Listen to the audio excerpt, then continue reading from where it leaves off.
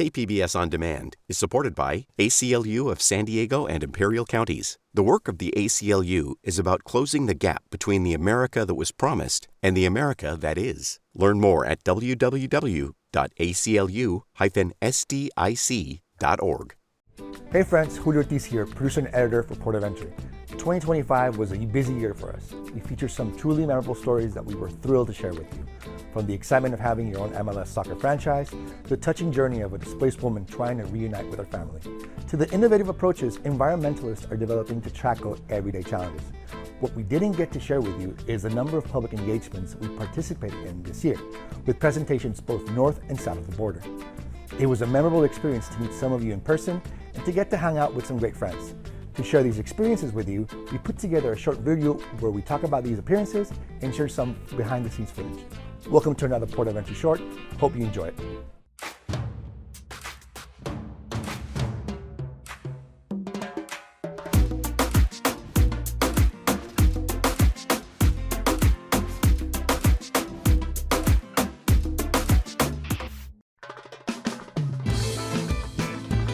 Connecting with the people who make that border come alive was always very important. This show doesn't exist without the people that make up this border community, so it only makes sense to be out in front of them, to connect with them in a more real way. For me, it's like, if people are just hearing my voice, like I want to hear them too. If not, it has to be like a circular thing for this show to be vibrant. When you have an audience, it doesn't matter what you do, if it's a podcast, a radio show, or a musician, and an artist.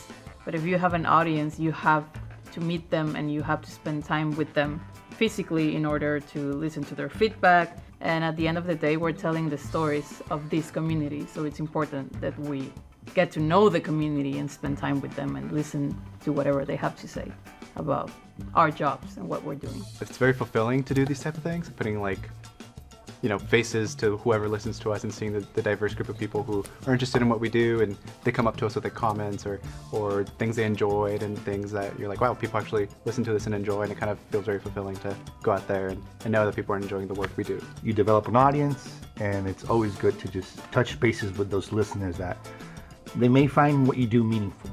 And so when they get to meet with you and you're more accessible to them, then the whole story itself becomes much more of a meaningful experience for them. So it's always something we love to do.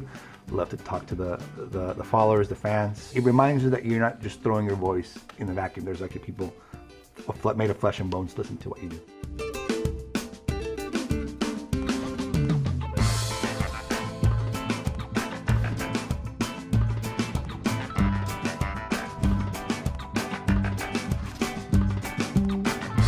The audience that was there were predominantly Port of Entry listeners or public media listeners.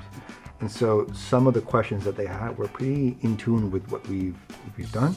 So that was exciting. We had a teenage girl and their mom say that, I think they grew up learning English through KPBS, right? And there's so many stories like that. I think that's actually might be the first or one of the only times where we actually go present in Spanish on the other side. Mm-hmm. Usually most of our public engagements have been on this side. So it was really cool to see students hungry for knowledge to figure out how to podcast and how to tell the stories of this region better. I realized that NPR public media has a lot of impact across the border in Tijuana as well, not only here in San Diego. So a lot of Spanish-speaking people in Tijuana are listening to public media and NPR and Port of Entry and KPBS in general, which is pretty cool. People were really interested in podcasting and what we did. I feel like there was a lot of good deep questions about the impact that our work can have and why we do what we do. Yeah, and there were also some questions about where does podcasting fit into the larger media landscape.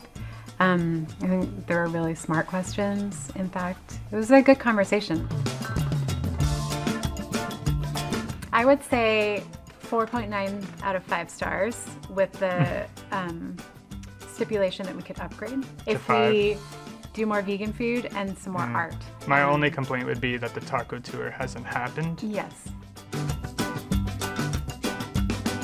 I think the big thing for me was how cool it was to see so many students interested in long form storytelling. The coolest thing was just how interested they were in what we had to say. Like, it seemed like they really were into our presentation. They wanted to learn from us. We had some fans there, Love that. which is always very rewarding. I thought they were all like obligated to be there. But then at the end of the talk, they all had questions, and I realized they were all working on a podcast. So that was pretty interesting. I realized they were actually there because they cared. This wide world of podcasts is so popular, and people are really interested of like how to kind of make their own, or like the different productions, like how to kind of make something for yourself too as well in the podcast space. So going into that mindset of like, in a teaching mindset of like how to help them out was what we enjoyed.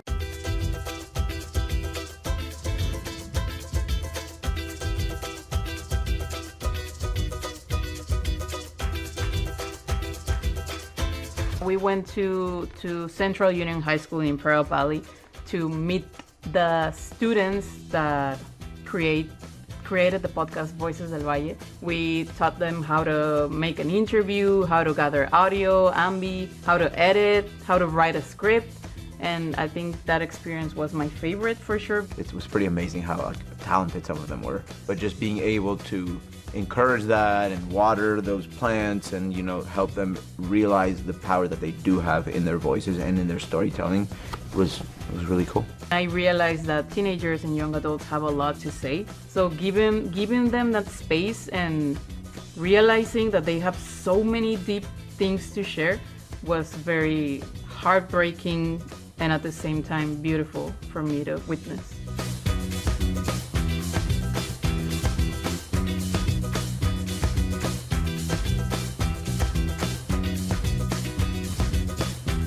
It's the first presentation closest to the border on the U.S. side. And we got to meet a lot of trans-border folk. It brought a few artists that I've never heard of from both sides of the border that was really cool to connect with. And we spoke about our work. We said why we think it's so important that port of entry exists right now in this specific time. And it was a strong message that we shared. And the best thing about it was that we did it in Spanish, and as some of you know, I'm way smarter in Spanish. So I was just Flowing. going with the flow and blah, blah, blah, blah, and I couldn't stop talking. And that was great. All Things Considered is one of the biggest platforms in public media. Everybody knows about them, but it was an oh my God moment. It was very exciting, also very nerve-wracking. Any chance we can work with the national folks at NPR, I think it's a fun opportunity. I think a lot of the stories we tell are worthy of probably showing it to a larger audience. Obviously we're online, but just the fact that we can be on broadcast and have that out there, I think it helps us a lot. It's nice when one person appreciates what you do and sees the value in what you do, but when you have a big platform like that, it's just multiplied. So it's great. It just makes us, I think, want to keep doing it and doing it better. I wrote some bullet points, and I have my computer, and I remember Alan was so relaxed. He was just like, yeah, just go with the flow. And I was like, We're more similar than we do. You were way more similar than you think, but yeah, in that particular day, I was very relaxed. How was that?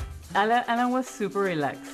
Yeah. Like, I got here an hour before, and I was studying my bullet points, and I was like, okay, if they ask this, I'm gonna answer this, and then I'm gonna say this, and I'm gonna sound so smart. And Alan got there like 10 minutes before, and he was like, good morning. What are we doing today? Like, what are we doing today? All Things Considered? Oh yeah, I heard about that show. But I think that helps us a lot, that you're like that, because we balance each other.